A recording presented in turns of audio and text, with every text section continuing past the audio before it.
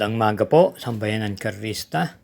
Muli, on the air naman po tayo, Makelos TV, para ibigay sa inyo ang aking mga giya para sa araw ng linggo, October 22, 2023, kung saan po gaganapin ang second leg ng Juvenile Stakes Race sa karera numero 2. Ang ating pong karera ay meron pong 8 inihanda ang Metroturf at ito po ay magsisimula po ng alas 2 ng hapon. Kaya sa pagkakataon po ito, ay ating bigyan daan na po ang ating mga giya. Karera numero 1, start ng first pick 5, races 1 to 5, distance 1,400 meters, isang 3-year-old and above maiden race. Meron po tayong 5 kalahok at sa akin sa nakikita, akin na pong sisingilin ng numero 5, Grande Moments ni J.A. Guse. Kaya sa karera numero 1, single numero 5, Grande Moments.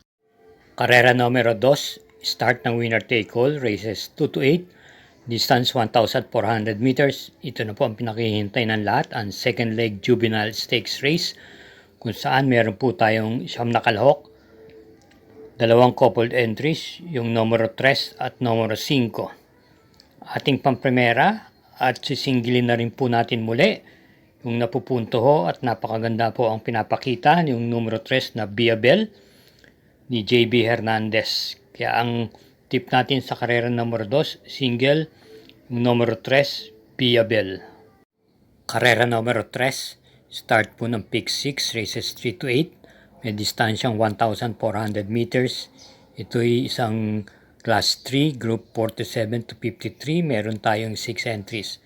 First choice natin, yung kalahok numero 2, Charm Campaign, EA Abrea.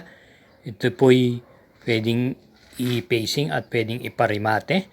At ang panigundo naman natin yung Summer Brew ni J.M. Sego. Ito po ay may angking tuling. Mari pong makatapos, huwag lang pong mabubulabog sa uluan dahil nandyan po si Stardust. Kaya ang ating pong pili rito ay ang kalahok numero 2, Pamprimera, Charm Campaign. At panigundo lamang natin yung numero 4, Summer Brew. Karera numero 4, start po ng second pick 5, races 4 to 8, may distansyang 1,400 meters, isang class 4, group 5, meron pong 7 entries. First choice natin, numero 2, Top of the Mark, si Penson. Dumating lamang po ng kwarto pwesto nung pinakuling takbo niya, ito po isang derimate. Panigunda, numero 4, Navy Cat ni J.R. Gelada, na kwarto pwesto naman po ito nung nakarang takbo niya, na iparirimate. At ang panasera natin, numero 6, Apo ni Maria, na pwedeng maisabay sa unahan at pwede rin naman pong iparimati ito. Kaya ang pili po natin dito sa karera numero 4, Pamprimera, numero 2, Top of the Mark, panigundo, numero 4, Navy Cat, at panersera yung numero 6, Apo ni Maria. Karera numero 5, start ng pick 4, races 5 to 8. May distansyang 1,400 meters, ang class 5, split group 6 to 10 with 8 entries.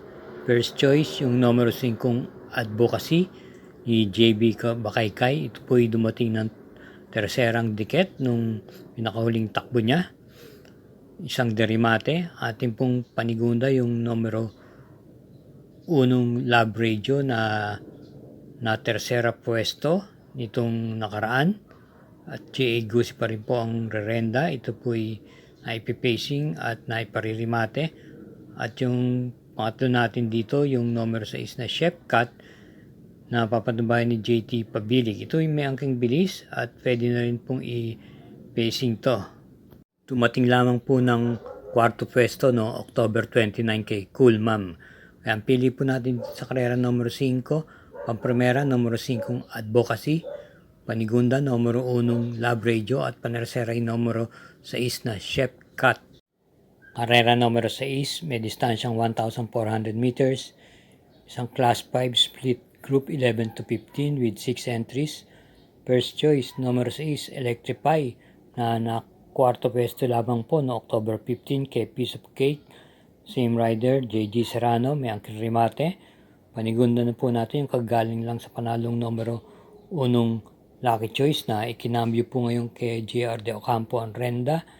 Ito ay nanalo po noong October 13. May angkin tuling. Kaya ang pili po natin sa karera numero 6, Pamprimera, numero 6, Electrify, Panigundo, numero 1, Lucky Choice.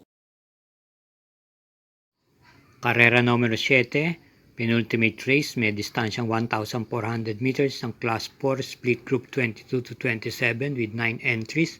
Meron po tayong coupled entries dito, yung numero 6. First choice natin, yung numero 8, yung work from home. Ito po isang derimate. Sa kanyang pinakahuling takbo noong October 15, siya po ay nasigundo lamang po kay Autumn Shower. Same rider po, Mark Alvarez po ang rerenda. At ang atin naman pong panigundo rito yung numero 2 na Eutychus. Ito ay dumating lamang ng kwarto pwesto noong October 14 kay Min Ballot Pulse. At siya po ay muling rendahan ni BJB Galleta. Ito po ay may angkin tuling. Pero sa kanyang pinakahuling takbo, siya po ay nanggaling sa pinaka 12 pwesto. Pero matuling po ito. Baka siya na rin po magdala ng marcha rito.